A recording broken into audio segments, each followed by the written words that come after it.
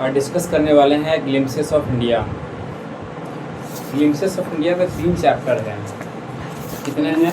3 chapter है, मतलब कि 3 सेक्शंस में इसको डिवाइड किया गया है ना। पहला सेक्शन है आपका ए बेकर फ्रॉम गोवा, उसको लिखा है लूसियो रॉड्रिग्यूज। सेकंड है कुर्ग लोकेश अब्रोल एंड थर्ड है टी फ्रॉम असम अरूप कुमार दत्ता। ठीक है, ये 3 सेक्शंस को डिस्कस करेंगे ग्लिम्पसेस ऑफ इंडिया में। ग्लिम्पसेस का मतलब होता है कि एक नज़र डालना। ठीक है, तो इंडिया में हम क्या करेंगे, एक नज़र डालेंगे। इंडिया में कुछ ऐसे खास चीज़ें, स्पेशल चीज़ें हैं जिनके ऊपर हमें नज़र डालना चाहिए। तो उसमें से 3 चीज़ को चुना गया है जो हमारे इंडिया में काफ़ी स्पेशल है। ठीक है, उसी पर हम बात करेंगे। पहला है a baker from Goa. Goa में एक बेकर था, वो कैसा था, काफ़ी स्पेशल है, तो उसी पर नज़र डालेंगे हम। कुर्ग एक विलेज का नाम है। ठीक है, and tea from Assam. Assam का चाय बहुत फेमस है, तो क्यों है, why the tea of the Assam is very famous and why the people of Assam are very centric in the history of India. So हम देखने वाले हैं 3 ऐसा चीज़ को सेक्शंस को लिया गया है। ए ग्लिम्पसेस ऑफ इंडिया मतलब भारत में कुछ स्पेशल चीज़ों के ऊपर एक नज़र डालेंगे, मतलब देखेंगे उसको। अब मोस्टली बात करेंगे, फर्स्ट में है a baker from Goa. This is a pan portrait of the traditional gaon village baker who still has an important place in he society. कहता है ये कहानी एक गांव का है और उस गांव में आज भी उसका दबदबा है, आज भी लोग उसका दबदबा का मतलब है कि आज भी उसका इफेक्ट है, आज भी उसके द्वारा किए गए काम को लोग याद करते हैं और आज भी उसका किया हुआ वर्क लोग भूला नहीं है। ठीक है, ओके, तो यहाँ डिस्कस मेनली होगा बेकर। बेकर का मतलब होता है केक बनाने वाला या फिर पावरोटी बनाने वाला, है ना, या फिर पूड़ी बनाने वाला, उसको बेकर बोलते हैं। तो क्या स्टोरी है उसके बारे में डिस्कस करेंगे। Our elders are often heard reminiscing nostalgically. वो ब्लैक हो गया है, उससे कोई इशू नहीं है। Famous loaves of bread are those eaters of loaves. Loaves might have vanished, but the makers are still there. We still have amongst us the mixers, the molders, and those who bake the loaves.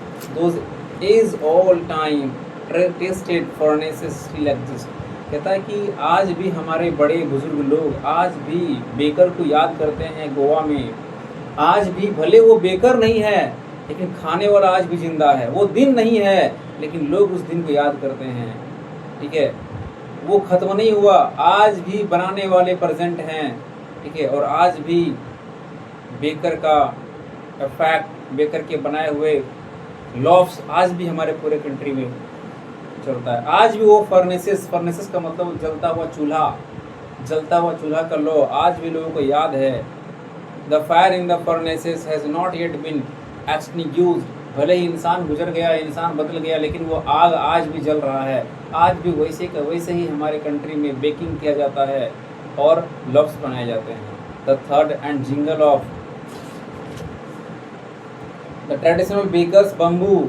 वही sound, bakers के पास एक bamboo होता था। वो bamboo जब वो घर से निकलता था लव्स बेचने के लिए, वो बम्बू को पटक के चलता था ताकि सामने वाले को उस बम्बू में एक तरह का एंकलेट लगा रहता था, मतलब कुछ बजने वाला, जैसे जब उसको पटकता था वो झन झन आवाज़ करता था ताकि अगल बगल के लोग सुन सके कि बेकर आ गया है, लॉफ वाला आ गया है। जैसे अभी हमारे घर के घर में है कि नहीं, कोई आता नहीं है कूड़ा कचरा वाला, ठीक है, तो वो डिग्गी बजाता है, कोई वो भी रखता है, हाँ, एडवर्टाइजमेंट भी करता है। ठीक है, तो उसके सुनते ही आपको समझ में आ जाता है कि हाँ कोई आया है।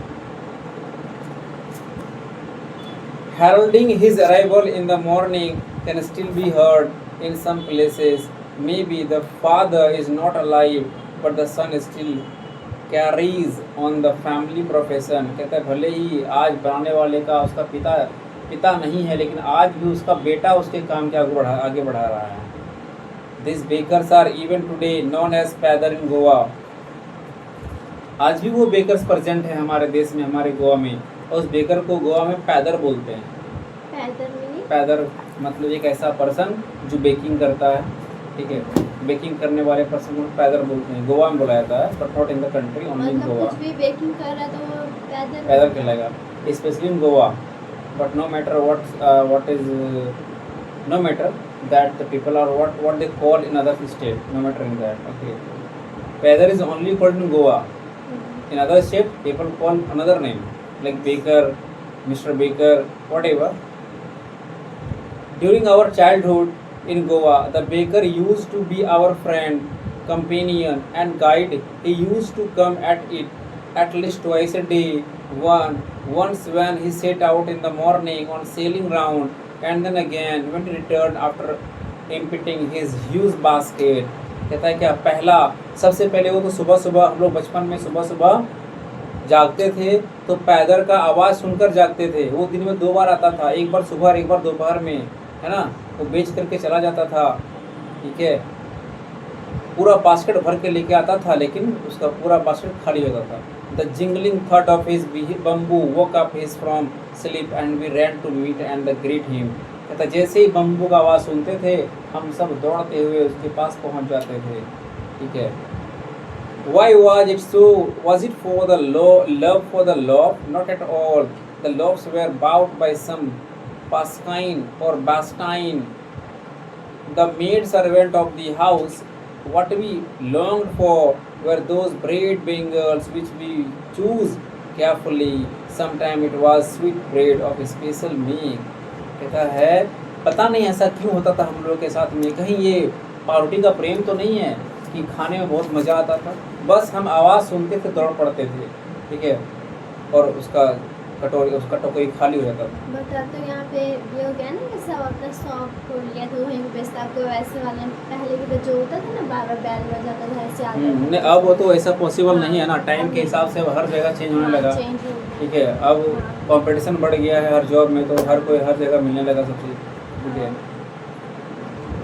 नेक्स्ट में है the baker made the musical entry on the scene with the jang sound of his specially made bamboo staff.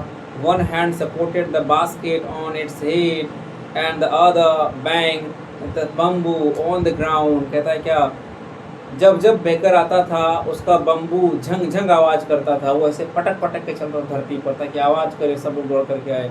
उसका एक हाथ बम्बू पर रहता था और वो उसको धरती पर पटकता था, दूसरा हाथ से अपना वो टोकरी को पकड़ कर रखता था, ठीक है, टोकरी को, है ना, और पकड़ के चल रहा है पटक रहा है, चल रहा है पटक रहा है, ठीक है। अब बच्चे वहाँ आते थे और उससे खरीदता था।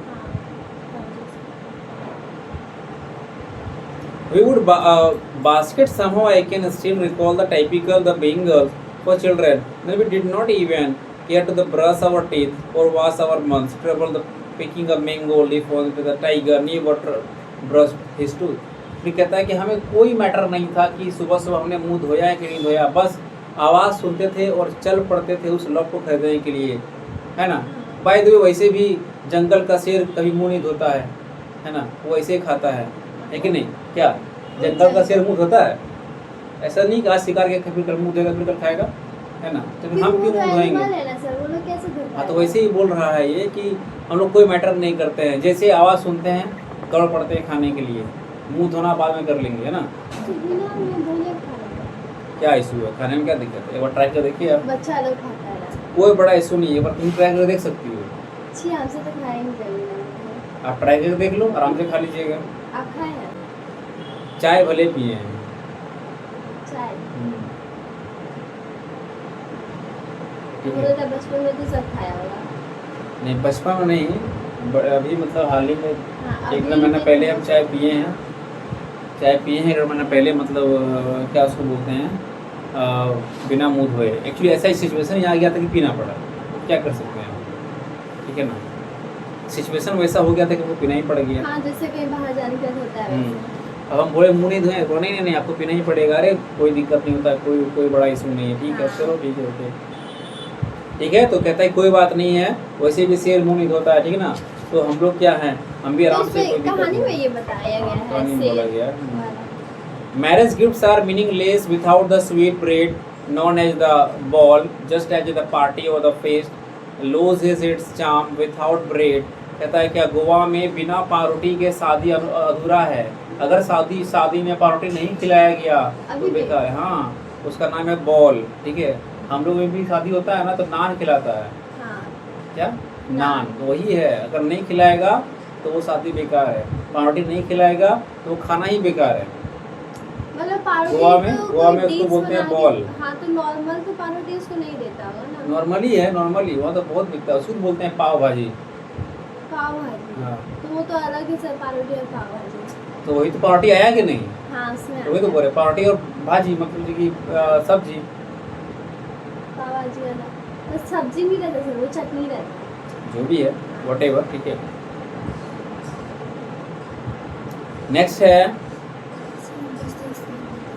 कहता है कि अगर उसके शादी में पार्टी आ जाए तो वो चार्मिंग बढ़ जाता है उसका। चार्मिंग चार्मिंग मतलब कि उसका अट्रैक्शन, वैल्यू बढ़ जाता है कि हाँ पार्टी खिलाया ही। तो हमारे यहाँ रसगुल्ला खिलाओ तो कोई वैल्यू नहीं बढ़ता है। रसगुल्ला के साथ साथ आप कचौड़ी पूड़ी दे दो तो अरे खाना बेकार था, अरे गए, रसगुल्ला का साइज छोटा था। ठीक है, अरे हमको दोनों ब्लैक कलर का ही दे दिया, पूरी जला हुआ था, कुछ ना कुछ मतलब कि सिस्टम निकाल देगा। ठीक है, और अब तो ऐसे नॉर्मल ऐसे अब तो ये भी नहीं होता क्या, जैसे बस पूरी सब्जी मुझे ये मतलब ये सब खिला के भेज देगा, ऐसे नहीं होता। अब क्या रहता है, सब वापस सिस्टम करने लगा है, सब कुछ ये कर देता है, मतलब जितना जंक फूड होता है पानी वो सब भी ऐड कर देता है सर। सारा का सारा चीज। हाँ सर अब तो यही होता है ज़्यादा। ठीक है, अब नेक्स्ट में the lady of the house must prepare engagement cakes and the bolinhas are must for Christmas as well as other festival. और जो लेडीज होती हैं घर की, वो लोग भी खूब काम करती हैं। तो सर गोवा का फेमस डिश क्या है? ये तो बताना मुश्किल है, लेकिन ये काफ़ी फेमस डिश है ये वहाँ भी। का, है ना। कहते हैं वहाँ कुछ भी फेस्टिवल हो तो वहाँ पर अलग अलग फेस्टिवल में अलग अलग तरह का लॉप्स बनता है, उसका नाम अलग अलग होता है। लॉब्स ठीक है, जैसे अगर क्रिसमस हो रहा है तो उस समय बोलिनहास नाम का लॉप बनता है, लॉब मीनिंग पावरोटी। जब शादी होता है तो बॉल नाम का पावरोटी बनता है। जैसे हमारे यहाँ देख लो ना, एक ही ब्रेड चीज़ से है। अलग अलग डिश बनाता हाँ, है डिश जो बनाता है। हाँ अलग अलग different type. The baker or the bread seller of those days had a peculiar dress known as the kabai. It was a single piece long frock reaching down to the knees. In our childhood, we saw the bakers wearing the shirt and trousers, which were shorter than the full length ones and longer than the half pants. कहता है कि उस समय जब baker हुआ करते थे तो बेकर लोग लंबा कपड़ा पहनता था, सीधा ऊपर से लेकर नीचे तक। उस कपड़े का नाम था कबाई। लेकिन आज आप देखोगे तो शर्ट और पजामा पहनते हैं। वो मतलब वो वाला सर क्या जो पूरा कनेक्टेड मतलब पूरा रहता है ऐसे यहाँ से मतलब पूरा तक। हाँ, नीचे तक वो हाँ, लोग वही कपड़ा लोग पजामा पहनता तक था। वाला। ठीक है, लेकिन अब क्या है, उसका कपड़ा बदल गया है। पर अब वो लोग क्या पहनते हैं, शर्ट और ट्राउजर पहनते हैं, हाफ पैंट पहनते हैं, है ना। Even today anyone who wears a half pant which reaches just below the knees invite the comment that he is a dress like the feather। आज भी कहता है अगर कोई लोग अगर अपना कपड़ा घुटना से नीचे पहनता है तो समझ लो कि हमें पैदर का याद आ जाता है। The baker usually collected his bills at the end of the month. Monthly accounts used to be recorded on profitable professions in the old days. The baker and the servants always looked happy and the prosperous. Their plump physique was an open testimony to this even today. Any person with a jackfruit like the physical appearance easily compared to the baker। कहता है उस समय के लोग अपना हिसाब किताब महीना में एक बार करता था। इसे उसको सबको पार्टी दे दिया, खिला दिया एक आना तक, और एक महीना का लास्ट के एंड में जाकर के हिसाब करता था कितना पैसा हुआ। और लोग पैसा का हिसाब दीवार में करता था। हाँ और सर यहाँ पे मतलब कोई ऐसा प्लेस है ना इंडिया में जहाँ पे मतलब पूरा ना एकदम लिखा हुआ है मैथ्स का पूरा एकदम मतलब पूरा हिसाब के साथ फॉर्मूला मतलब सब एकदम पूरा डिटेल में बहुत सारे लिखा हुआ है एक जगह में का पूरा फेमस है वो। सर सिस्टम में बताएं कैसे है? मतलब कोई सिटी है उसी में ना सर ऐसे बना हुआ है लिखा हुआ है बहुत सारा पूरा भरा भरा बहुत फेमस है वो उसी से मैथ्स की कॉम्बिनेशन। कहते हैं आज भी अगर किसी इंसान को आप देखते हो जो बिल्कुल जैक फ्रूट की तरह दिखाई पड़े तो समझ लेना वो एक बेकर है। मतलब बेकर उस समय देखने में काफ़ी जस्ट लाइक जैक फ्रूट लगता था। ठीक है, तो बेकर जो है हमारे देश में बहुत फेमस है। इसका खान पान बनाने का सिस्टम काफ़ी डिफरेंट था इसीलिए अभी भी गोवा, है ना? हाँ बिल्कुल आज भी फेमस है, इसलिए गोवा में आज भी लॉ ऑफ पारोटी बहुत फेमस है। हाँ ये सर, तो गोवा में हमेशा क्या मतलब डेली ये मतलब कुछ ना कुछ वहाँ डिफरेंट एक्टिविटीज ऐसे होते रहते हैं क्या? क्योंकि ना हम लोग का हिंदी बुक में एक था ना, तो उसमें था ये था मतलब सब अलग अलग टाइप का ड्रेस पहना था, अलग ही था पूरा ड्रेसिंग सेंस, मतलब बहुत अलग यूनिक टाइप। और फिर उसके बाद वो लोग कोई एनिमल के ऊपर बैठा हुआ रहता था। वो ड्रैगन हाँ ड्रैगन टाइप का, हाँ वहाँ हाँ। होता है ऐसा, खेल गेम होता है। वही सब में था वो सारा। चलो ठीक है, इसको स्टडी कर लो फिर डिस्कस करेंगे, ठीक है।